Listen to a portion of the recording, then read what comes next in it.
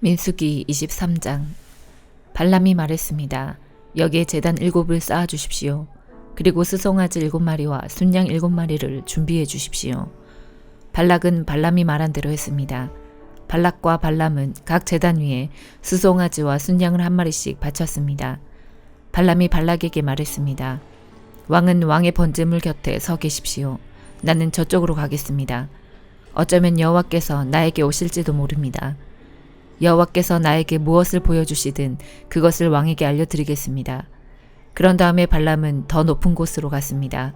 하나님께서 발람에게 나타나셨습니다. 발람이 하나님께 말씀드렸습니다. 저는 제단 7을 준비했습니다. 그리고 각 제단 위에 수송아지와 순양을 한 마리씩 바쳤습니다. 여호와께서 발람에게 말해야 할 것을 일러주셨습니다. 그리고 발람에게 말씀하셨습니다. 발락에게로 돌아가서 이렇게 말하여라. 그래서 발람은 발락에게로 돌아갔습니다. 발락과 모압의 모든 지도자들이 아직도 발락이 바친 태워 바치는 제물인 번제물 곁에 서 있었습니다. 그때 발람이 이런 말을 전했습니다. 발락이 나를 아람에서 이곳으로 데려왔구나. 모압 왕이 나를 동쪽 산악지대에서 데려왔구나. 발락은 와서 야곱 백성을 저주해다오. 와서 이스라엘 백성을 꾸짖어다오 라고 말하는구나. 그러나 하나님께서 그들을 저주하지 않으셨는데 내가 어찌 그들을 저주할 수 있으랴. 여호와께서 꾸짖지 않으셨는데 내가 어찌 꾸짖을 수 있으랴. 바위 꼭대기에서 그들을 보고 언덕에서 그들을 보노라. 그들은 홀로 사는 백성이요 다른 나라들과는 다르다고 생각하는 백성이다. 누구도 야곱 백성의 수를 헤아릴 수 없으며 누구도 이스라엘 백성 중 4분의 1이라도 셀 수 없다. 나는 정직한 사람처럼 죽기를 바라며 나는 이스라엘 백성처럼 죽기를 바란다. 그러자 발락이 발람에게 말했습니다. 이게 도대체 무슨 짓이요? 내 원수들을 저주하라고 데려왔더니 그들을 축복하지 않았소. 발람이 대답했습니다. 나는 여호와께서 하라고 하신 말씀만을 할 따름입니다. 발락이 발람에게 말했습니다. 나와 함께 다른 곳으로 갑시다. 그곳에서도 저 백성을 볼 수 있을 것이요. 하지만 전부는 보이지 않고 일부만 보일 것이요. 그러니 그곳에서 저 백성을 저주해 주시오. 발락은 발람을 소빔 들판 곧 비스가 산 꼭대기로 데려갔습니다. 발락은 그곳에 7제단을 쌓았습니다. 그리고 각 제단 위에 수송아지와 순양 한 마리씩을 바쳤습니다. 발람이 발락에게 말했습니다. 왕은 왕의 번제물 곁에 서 계십시오. 나는 저쪽에서 여호와를 만나 뵙겠습니다. 여호와께서 발람에게 오셔서 발람에게 해야 할 말을 일러주셨습니다. 그리고 발람에게 말씀하셨습니다. 발락에게로 돌아가서 이렇게 말하여라. 발람이 발락에게 돌아가 보니 발락과 모압의 모든 지도자들이 아직도 발락이 바친 번제물 곁에 서 있었습니다. 발락이 발람에게 물었습니다. 여호와께서 뭐라고 말씀하셨소? 발람이 이런 말을 했습니다. 발락이여, 일어나서 들어라. 십볼의 아들이여, 내 말을 들어라. 하나님은 사람이 아니시니 거짓말을 하지 않으신다. 하나님은 인간이 아니시니 마음을 바꾸지 않으신다.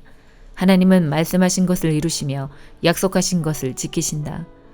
하나님께서 나에게 저들을 축복하려고 말씀하셨으니 내가 그것을 바꿀 수 없다. 하나님께서는 야곱 백성에게서 아무런 잘못도 찾지 못하셨고 이스라엘에게서 아무런 죄도 찾지 못하셨다네. 그들의 하나님이신 여호와께서 그들과 함께 하시니 그들이 자기들의 왕을 찬양할 것이다. 하나님께서는 그들을 이집트에서 인도해내셨고 그들을 위해 들소처럼 강하게 싸우신다네. 야곱 백성에게는 어떤 마법도 통하지 않고 이스라엘에게는 어떤 주술도 통하지 않을 것이다. 이제는 백성들이 야곱과 이스라엘에 관해 하나님께서 하신 일을 보아라 하고 말할 것이다. 그 백성은 암사자처럼 일어나고 그들은 사자처럼 몸을 일으킨다네. 사자는 먹이를 삼키기 전에는 먹이의 피를 마시기 전에는 눕지 않는구나. 발락이 발람에게 말했습니다. 이 백성을 저주하지도 말고 축복하지도 마시오. 발람이 발락에게 말했습니다. 전에도 말했듯이 나는 여호와께서 말하라고 하신 것만 말할 수 있습니다. 발락이 발람에게 말했습니다. 자, 또 다른 곳으로 가봅시다. 어쩌면 그곳에서는 나를 위해 저들을 저주하는 것을 하나님께서 기뻐하실지도 모르오. 발락은 발람을 데리고 광야가 내려다 보이는 보을산 꼭대기로 갔습니다. 발람이 발락에게 말했습니다. 여기에 제단 7을 쌓으십시오. 그리고 수송아지 7마리와 순양 7마리를 준비하십시오. 발락은 발람이 말한 대로 했습니다. 발락은 각 제단 위에 수송아지와 순양을 한 마리씩 바쳤습니다. 시편 64편. 오 하나님, 내 억울한 소리를 들어보소서. 원수들이 위협합니다. 내 목숨을 보호해 주소서. 악한 일을 일삼는 저 못된 사람들로부터 나를 숨겨주시고 나쁜 짓을 일삼는 저 패거리로부터 나를 보호해 주소서. 그들의 혀는 날카로운 칼과 같고 그들의 말은 치명적인 화살과 같습니다. 그들은 숨어서 죄 없는 사람들을 향해 화살을 쏘아댑니다. 죄 없는 사람을 쏘고서도 두려워하지 않습니다. 그들은 서로 나쁜 짓을 하라고 부추깁니다. 그들은 숨겨놓은 덫에 대해 말합니다. 그리고 누가 이것을 알 수 있겠어 라고 말합니다. 그들은 못된 짓을 꾸며놓고 이렇게 말합니다. 이것은 기막힌 생각이야. 사람의 마음과 생각은 정말로 알기가 힘듭니다. 그러나 하나님께서 그들을 향해 화살을 쏘심으로 그들이 갑작스레 맞아 고꾸라질 것입니다. 자기들이 내뱉은 말이 자기들에게 돌아갈 것입니다. 자신들이 던진 말에 스스로가 맞아 쓰러질 것입니다. 쓰러진 그들을 보는 사람들마다 모두 고개를 절레절레 흔들 것입니다. 그때는 사람들마다 하나님을 두려워할 것입니다. 하나님께서 하신 일을 널리 알리고 깊이 생각하게 될 것입니다. 의로운 사람들은 여호와 때문에 즐거워할 것입니다. 그들은 주께로 피할 것입니다. 마음이 올바른 사람들은 모두 주를 찬양하기 바랍니다. 시편 65편. 오 하나님, 시온에서 우리가 주를 찬양할 것입니다. 전에 우리가 주께 드린 맹세를 지키겠습니다. 우리의 기도를 들으시는 주여, 모든 민족들이 주께 나아올 것입니다. 우리 죄 가운데 빠져 헤매일 때에 주는 우리 죄를 모두 용서하셨습니다. 주께서 특별히 정하시고 주의 왕궁 안에 머물게 하신 사람들은 복이 있습니다. 우리가 주의 집, 곧 주의 성전에 있는 좋은 것들을 마음껏 누립니다. 우리의 구원자이신 하나님이시여, 주는 의로운 행동으로 우리에게 대답하십니다. 주는 땅끝 모든 사람들의 희망이시며 먼 바다 끝에 사는 사람들의 소망이십니다. 주는 주의 능력으로 산들을 만드시고 힘센 팔로 산들을 꾸미셨습니다. 주는 으르렁대는 바다와 그 파도 소리를 잠재우시고 세상 나라들의 소동을 그치게 하셨습니다. 땅끝에 사는 사람들도 주가 이루신 놀라운 일들에 두려움을 느낍니다. 새벽이 시작됩니다. 그리고 다시금 저녁이 됩니다. 하루 종일 찬양의 노래로 주를 찬양합니다. 주께서는 땅을 가꾸시며 물을 주십니다. 그리고 땅을 기름지게 하십니다. 하나님의 강은 물이 넘쳐 곡식이 잘 자랍니다. 이처럼 주께서는 사람들을 풍족하게 채우십니다. 주께서 밭고랑마다 흡족한 물로 채워주시고 밭이랑마다 촉촉하게 적셔주십니다. 비를 내려주시어 밭을 부드럽게 하시고 곡식들을 잘 여물게 하십니다. 한 해에 넉넉한 추수를 하게 하시고 넘치는 곡식을 마차에 실어주십니다. 거친 들판이 푸른 초장으로 옷을 갈아입었으며 언덕들마다 기쁨의 소리가 울려 퍼집니다. 들판에는 양떼가 가득하며 골짜기마다 곡식으로 덮여 있습니다. 기쁨의 노래가 온 하늘에 메아리칩니다. 이사야 13장. 이것은 아모스의 아들 이사야가 바빌론에 관해 받은 경고의 말씀입니다. 산 위에 깃발을 세우고 소리를 높여 군사를 불러라. 손을 흔들어 바빌론 왕국을 공격할 것이라는 신호를 보내어라. 내가 거룩히 구별한 나의 용사들에게 명령을 내려 나의 진노를 쏟으라고 하였다. 그들은 내 뜻을 따르는 것을 기뻐하고 즐거워하였다. 산에서 나는 큰 소리를 들어보아라. 많은 나라의 민족들이 모여서 떠드는 소리이다. 만군의 여호와께서 많은 나라의 군사들을 불러 전투 준비를 하게 하신다. 이 군대는 먼 땅, 지평선 저 너머에서 온다. 여호와께서 자신의 진노를 무기로 삼아 온 땅을 멸망시키실 것이다. 울어라. 여호와의 심판의 날이 가까이 왔다. 전능하신 하나님께서 뜻밖의 재앙을 일으키신다. 그러므로 사람들의 손은 두려움에 떨고 모든 인간의 마음은 겁에 질릴 것이다. 사람마다 겁에 질려 고통과 괴로움에 사로잡힐 것이다. 그들이 아기를 낳는 여자처럼 고통을 당할 것이며 겁에 질려 얼굴이 붉어진 채 놀라서 서로 쳐다볼 것이다. 보아라. 여호와께서 심판하실 날이 다가온다. 그날은 무시무시한 날이며 하나님께서 진노하시는 날이다. 하나님께서 땅을 황무지로 만드시고 땅 위에 있는 죄인들을 멸망시키신다. 하늘의 별들이 그 빛을 발하지 못하고 해가 떠도 어둡고 달이 떠도 밝지 않을 것이다. 내가 세상의 악을 심판하고 악한 사람의 죄를 심판하겠다. 거만한 사람의 교만을 꺾고 폭력을 일삼는 사람의 거만을 낮추겠다. 사람을 찾기가 순금을 찾기보다 어려울 것이며 오빌의 좋은 금보다 사람의 수가 더 적을 것이다. 내가 하늘을 진동시키고 땅을 흔들어 놓겠다. 만군의 여호와께서 크게 노하시고 그 진노가 불타는 날에 이 일이 이루어질 것이다. 사람들이 쫓기는 사슴처럼 도망칠 것이며 모는 사람이 없는 양떼같이 달아날 것이다. 각자 자기 백성에게로 돌아가며 각자 자기 땅으로 도망칠 것이다. 그러나 눈에 띄는 사람마다 모두 창에 찔릴 것이요 붙잡힌 사람마다 칼에 죽을 것이다. 어린아이들은 부모가 보는 앞에서 메어쳐져 갈기갈기 찢겨지고 집에 있는 것은 모두 빼앗기고 아내들은 겁탈을 당할 것이다. 보아라, 내가 메대 군대를 일으켜 그들을 치게 하겠다. 그들은 은혜도 관심이 없고 금도 좋아하지 않는다. 그들은 젊은이들을 활로 쏘아 죽이고 갓난아기들을 가엾게 여기지 않고 아이들을 불쌍히 여기지 않는다. 바빌론이 전에는 가장 아름다운 나라여서 갈대아 사람들의 자랑거리였으나 하나님께서 소돔과 고모라처럼 바빌론을 멸망시키실 것이다.